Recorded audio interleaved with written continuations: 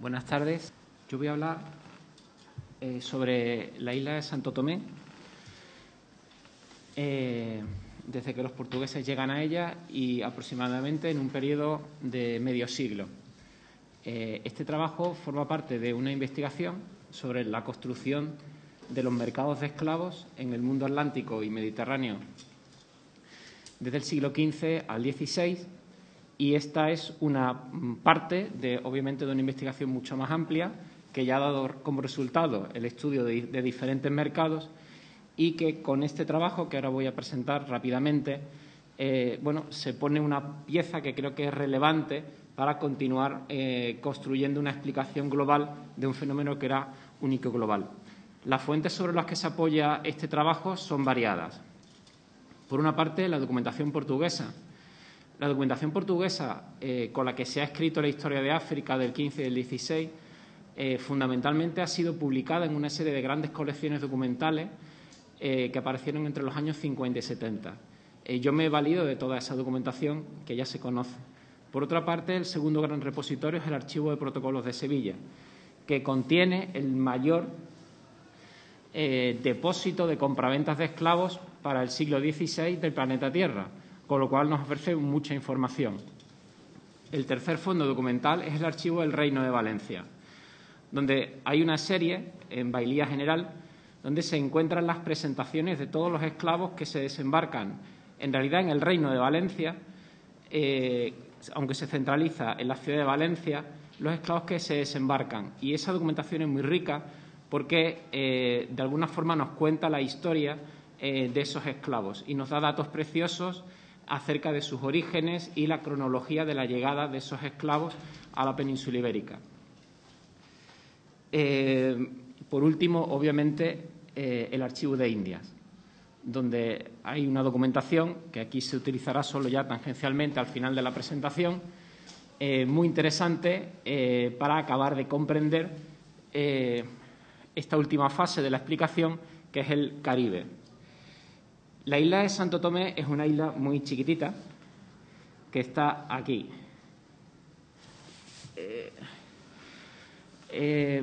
Las crónicas portuguesas vacilan acerca de la fecha exacta de llegada de los portugueses a ella.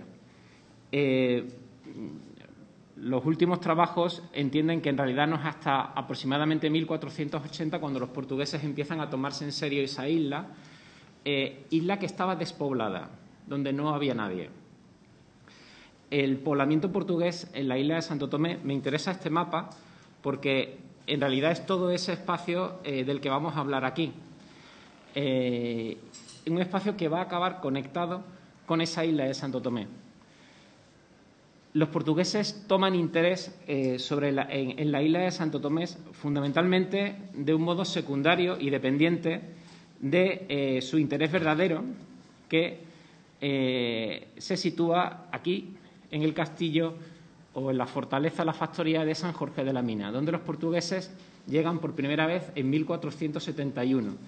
Ahí empiezan el rescate, a conseguir oro a partir de esa fecha, y en el año 82 construyen el famoso castillo de piedra de San Jorge de la Mina. En San Jorge de la Mina los portugueses conseguían el oro a cambio de una serie de productos. Uno de esos productos son precisamente esclavos africanos que los portugueses cambiaban o vendían a los africanos, que a su vez les traían el oro desde el interior. Hay cálculos acerca de que una parte importante de este oro, efectivamente, los portugueses lo conseguían vendiéndoles esclavos que traían de otras regiones de África que están colindantes. En concreto, los portugueses empiezan a interesarse en estos 5 ríos que hay aquí, lo que se conocen como los ríos de los esclavos, aunque en realidad el río dos Escravos es el tercero de estos ríos, y el segundo, que es este, es el río Formoso, o también llamado río de Benín. Hay datos de que ya a finales de la década de 1470 los portugueses están rescatando, están consiguiendo esclavos en los cauces de estos 5 ríos, esclavos que se dirigían, que eran llevados directamente a la mina para ser intercambiados por el oro. Sin embargo, en esta región de las desembocaduras de estos ríos, esto es un auténtico enjambre de ríos y brazos de ríos, los portugueses tienen noticia de que más al interior hay un reino importante, poderoso, y que les puede proporcionar, además de esclavos, otras cosas, como la pimienta. De modo que en 1485 los portugueses suben por el río Formoso, que es este de aquí, y llegan al reino de Benín. El reino de Benín era un reino interior que miraba hacia el interior, y así fue hasta que duró a fines del XIX. Los pueblos que habitan aquí, en toda esta zona, son pueblos distintos de los del reino de Benín. Son los Iyou, aquí están los Itsekiri, y en esta parte de aquí, pegando con el Níger y al otro lado del Níger, están los Ibo. Y luego en la parte del delta del Níger, que es toda esta de aquí, hay otros muchos pueblos de los que luego hablaremos. Los primeros esclavos que los portugueses consiguen en los años 70 y primeros 80 pertenecen a estos pueblos. Son esclavos que unos a otros se secuestran, porque en el origen de toda la trata lo que es el secuestro de gente, y se lo venden a los portugueses. Cuando los portugueses suben por el Formoso en el 85, encuentran un reino enorme, complejo, muy bien organizado, que les promete proporcionarle muchas cosas, y por eso, al año siguiente, en el 86, en uno de los brazos de este río, construyen una factoría en una ciudad que se llamaba Ugatón. Ugatón era, de alguna forma, el lugar donde el rey de Benín tenía el monopolio de la venta de los esclavos. Esa factoría dura hasta 1506-1507. Aunque no se sabe mucho sobre ella y hay debate acerca de su eficacia, lo cierto es que, más allá de la pervivencia de la factoría como tal factoría, el reino de Benín se va a convertir en un abastecedor de esclavos que, a través del río Formoso, se introduce en las rutas de los portugueses. De todas formas, la pervivencia de la factoría de Ugatón aquí no era fundamental, porque a partir del año 85 los portugueses se empiezan a interesar de verdad en la isla de Santo Tomé, que está aquí debajo. Los portugueses, en un primer momento, y la documentación es muy clara al respecto, lo que quieren es reproducir el modelo de producción de azúcar de Madeira, cosa que no va a funcionar. Pero también tienen muy claro que si quieren poblar la isla, la única forma de hacerlo es fomentando el desarrollo de la trata negrera y utilizando esclavos, obviamente, africanos para preparar el terreno. Es una isla cubierta por un bosque ecuatorial, una isla con una orografía complicadísima y, por lo tanto, requería una enorme cantidad de trabajo. La apertura de Santo Tomé, por lo tanto, es absolutamente simétrica a la llegada al reino de Benín. Estamos a mediados de los años 80. A partir de ahí se desarrolla el tráfico de Benín directamente a la mina para cambiarla por el oro. Santo Tomé, en realidad, tarda en empezar a funcionar. Ahí tenemos la ciudad de Benín, Edo, y Ugatón, la factoría, y esta es la costa con los distintos ríos que entran. Es una zona de foresta impenetrable, había que entrar por los ríos para llegar al interior. Digo que, en realidad, no es hasta el año 85 cuando los portugueses empiezan a tomarse en serio Santo Tomé, pero no es, sobre todo, a partir del año 93, cuando es enviado un nuevo capitán donatario a la isla de Santo Tomé, cuando Santo Tomé empieza a despegar, se empiezan a plantar las primeras cañas de azúcar, se empiezan a deforestar las primeras zonas del norte y noreste de la isla, donde se van a establecer los portugueses y donde se empieza a desarrollar ya, en esos años 90, un tráfico de esclavos, que en principio va dirigido a esos 5 ríos, que en esta diapositiva están aquí, ¿verdad? Pero también ya se abren a el delta del Níger. Además, a partir del año 93 hay una serie de privilegios que luego se convierten en realidad, porque la documentación así nos lo permite afirmar, que permitían a los habitantes de Santo Tomé, para estimular el poblamiento de la isla, comerciar también aquí, en el río Real, que son en realidad estos 2 ríos que penetran hacia el interior, que es lo que luego más tarde se llamará el nuevo Calabar. Calabar, que está aquí, también se entra por otro río, y ya toda esta costa del Golfo de Biafra, bajando hasta el Congo. Es decir, los habitantes de Santo Tomé se convierten en el intermediario fundamental para rescatar, para conseguir esclavos en un territorio muy amplio que iría desde los ríos de los esclavos que daban acceso al reino de Benín, el delta del Níger, Calabar, el Golfo de Biafra y una serie de territorios de los que no voy a hablar aquí, y luego finalmente hasta llegar a la desembocadura del Congo, donde los portugueses realmente, habían tocado ya en el año 82 y a partir de 1491 consiguen que el rey del Congo se convierta al cristianismo y el Congo entra a formar parte de esta historia. Realmente, hasta 1500 lo que tenemos es un proceso de conocimiento inicial de estas regiones, de establecimiento de una serie de puntos y de conexiones entre estas regiones que acabo de comentar, pero todo está dirigido a abastecer de esclavos la mina para conseguir el oro. A partir del año 1500 exactamente esto cambia, porque el rey don Manuel I de Portugal permite a los habitantes de Santo Tomé enviar ya directamente esclavos a Portugal. Y en ese momento se abre una ruta directa que une la isla de Santo Tomé, que conecta, todos estos territorios entre sí con la mina, une directamente Santo Tomé con Portugal y especialmente con Lisboa y con Lagos. Los estudios que hay acerca del volumen y de la evolución de la trata muestran el crecimiento de esta desde los años 90 del siglo XV. Los estudios de Ivana Elbel, que son los más precisos sobre este aspecto, muestran que la trata en torno a el Golfo de Guinea movía anualmente unos 450 esclavos en la década de 1490 y en la década siguiente, en la de 1500, se doblaría casi hasta los 800 esclavos al año. Sin embargo, estos esclavos procedían fundamentalmente de Benín y de las regiones que he comentado, de los 5 ríos, del delta del Níger y de Calabar. Sin embargo, la trata negrera de estas regiones solo se va a desarrollar de manera cuantitativa de una forma muy importante, fundamentalmente a partir de, primero, 1500, con la apertura de la ruta directa Santo Tomé-Portugal, y segundo, a partir de 1510-12, cuando los portugueses se empiezan a tomar en serio el reino del Congo o del Monicongo. Este es el río Congo. El reino del Monicongo ocupaba el lado sur de este río, del río Zaire, y se extendía hacia el sur. Era un reino enorme, solo comparable por su complejidad y poder al reino de Benín. Tenemos datos.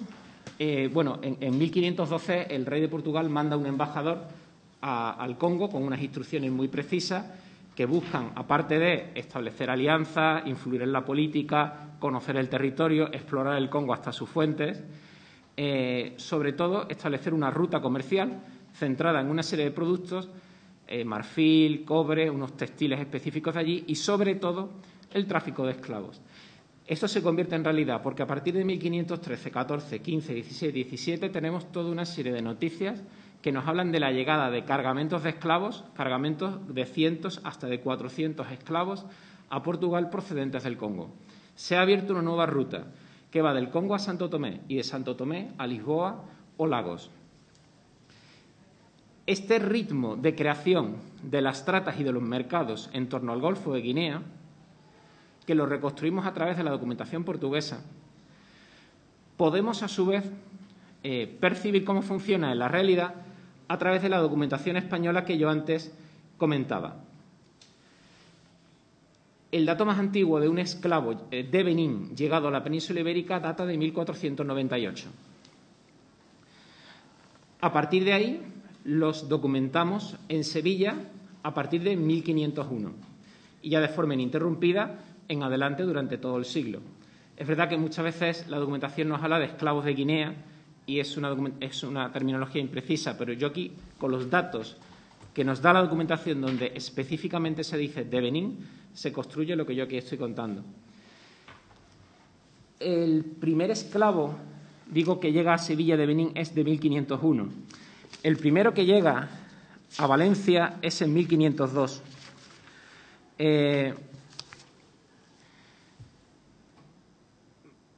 La documentación es muy clara y nos permite constatar cómo se crea una ruta que, sobre todo desde Lisboa y desde Lagos, en el Algarve, iban barcos negreros,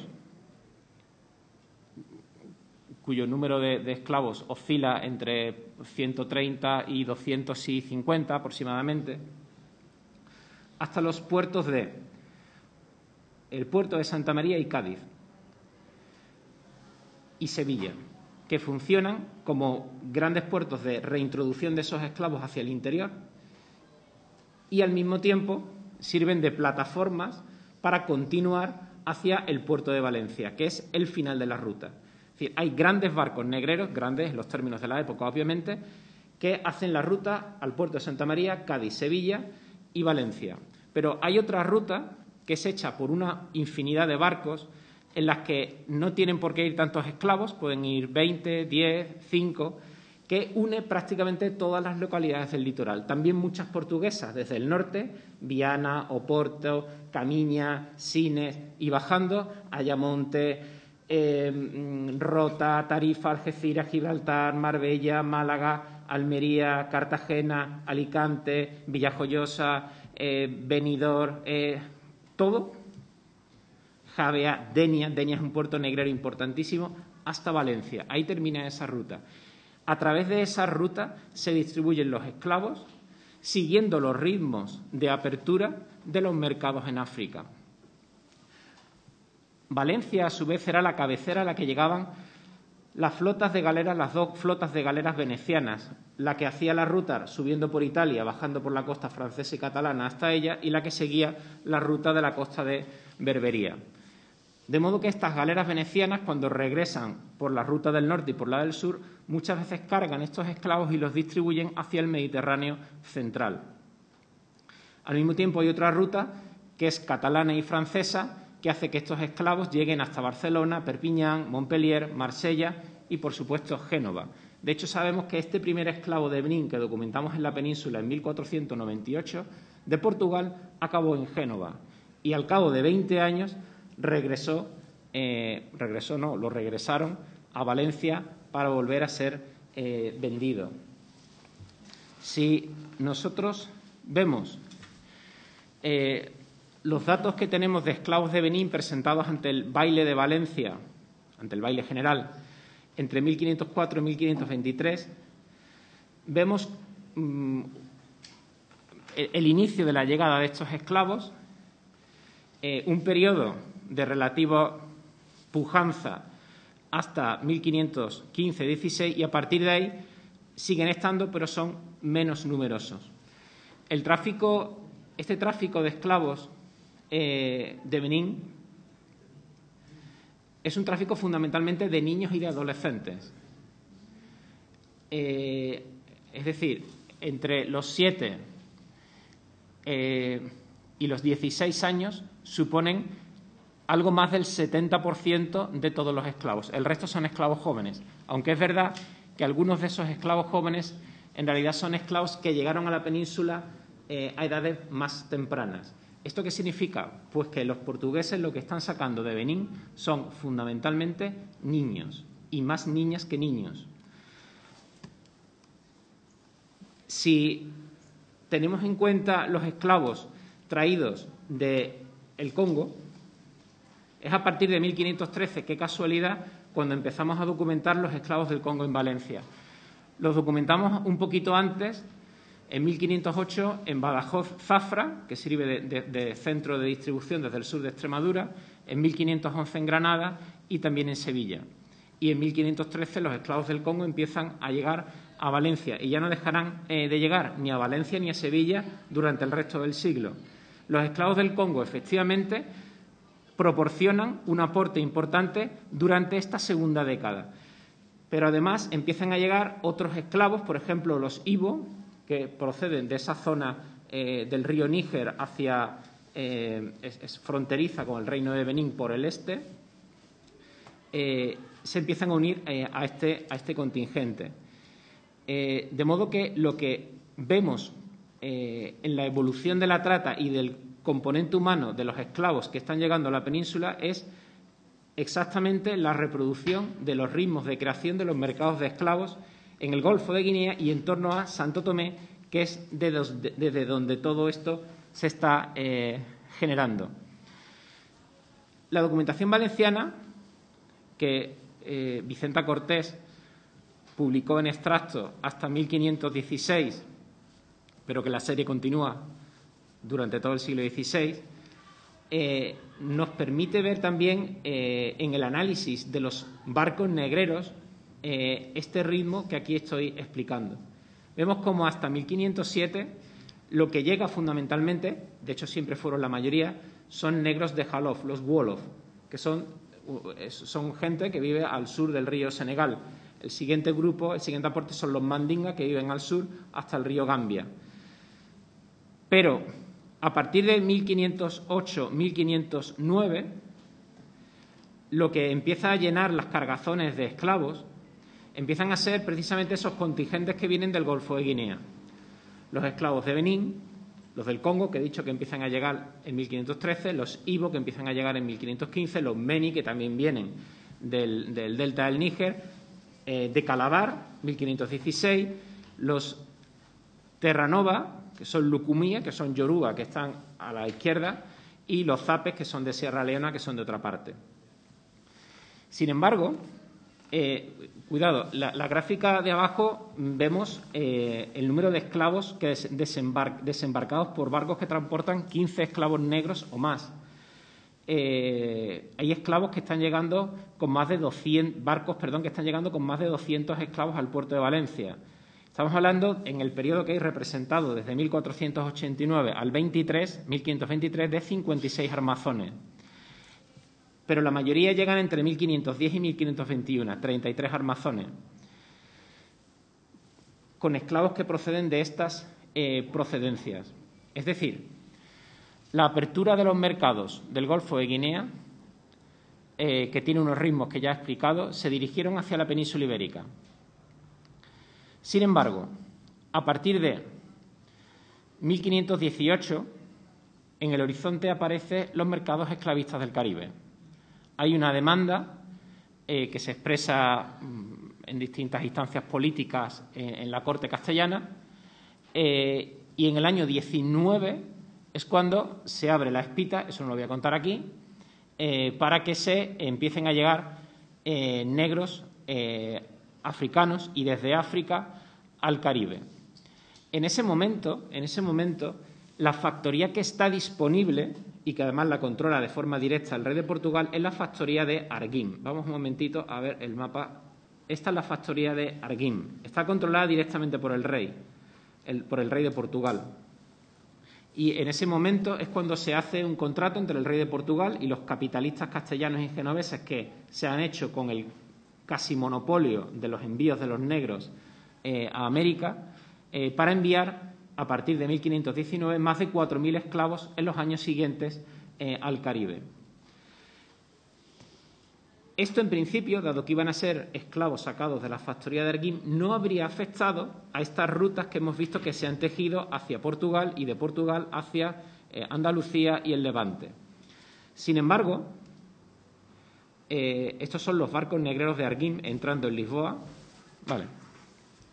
En estos años, Arguim está creciendo como factoría a un ritmo importantísimo. Estos son los barcos negreros, estamos hablando de 6, 7, 8, 10, 12 barcos negreros al año y estamos hablando de en torno a 1.000, 1.500 o incluso más esclavos desembarcados en Lisboa. Ese flujo, obviamente, una vez que se abre la espita para que puedan ir al Caribe, se va a desviar hacia el Caribe. Sin embargo, esto no va a funcionar porque por una serie de cuestiones, entre otras cuestiones es que los esclavos morían en los viajes y que hay desacuerdos entre los capitalistas que han firmado este contrato con el rey de Portugal. A partir del año 22, el contrato de Arguim, el contrato para abastecer el Caribe desde Arguim, deja de funcionar y los envíos al Caribe se estrangulan. ¿Cómo se va a cubrir esa demanda que existe en el Caribe? Tirando de Santo Tomé. Y lo que se hace a partir del año 22 es desviar las rutas negreras que funcionaban hasta Portugal y Valencia para desviarlas hacia Puerto Rico y Santo Domingo. El primer barco negrero que llega al Caribe procedente de Santo Tomé está ahí, con 136 esclavos, llega en 1522. A partir de 1522 documentamos, y estos son datos mínimos, los datos sin duda son más altos, documentamos ya en adelante la llegada incesante y continua anualmente de los esclavos que vienen del Reino de Benín y sus regiones aledañas y del Reino del Congo a través de Santo Tomé al Caribe. Y esta trata va a ser creciente. Es estimulada por, esto es un dibujo bonito, es estimulada porque los precios, esto ya no tengo tiempo para contarlo aquí bien, porque los precios que se pagan por estos esclavos en el Caribe son muy superiores a los precios que se pagan en la península ibérica y en concreto en Sevilla, que es el gran puerto negrero de Castilla. Esta diferencia de precios hace que las rutas cambien, de modo que los barcos negreros, lo veíamos en una gráfica anterior, dejan de llegar a Valencia a partir de 1522. Si vemos un momento esta gráfica, vemos que entre el 19 y el 21 están llegando los barcos de Arguín al Caribe. Arguín en ese momento es tan productiva que incluso llega un barco de Arguín con 124 esclavos a Valencia en el año 1520. Sin embargo, a partir del año 22-23 dejan de llegar esos barcos negreros. Es decir, la apertura del Caribe cambió literalmente la historia de la trata negrera, que habría sido muy diferente de no haber existido, porque se habría dirigido literalmente hacia Europa. Y esto no es una especulación. Las series son muy claras al respecto. El Caribe, en torno a Santo Domingo, era un gigantesco mercado de esclavos en la década de 1510 y 1520. Esos esclavos eran fundamentalmente indígenas de las distintas regiones que aparecen ahí representadas. Todo eso pivotaba en torno a Santo Domingo, que es un gran mercado de esclavos sobre el que espero poder estudiar próximamente. En ello estoy. ¿Esto qué significa? Bueno, significa que una isla que estaba despoblada en el Golfo de Guinea se convierte en un lapso de tiempo de 40 años en uno de los epicentros del tráfico esclavista a nivel atlántico, porque lo que consiguió fue conectar mercados de esclavos que ya existían en África antes de la llegada de los portugueses con un mercado infinitamente más vasto que era el mercado atlántico. Y ya está. Muchas gracias.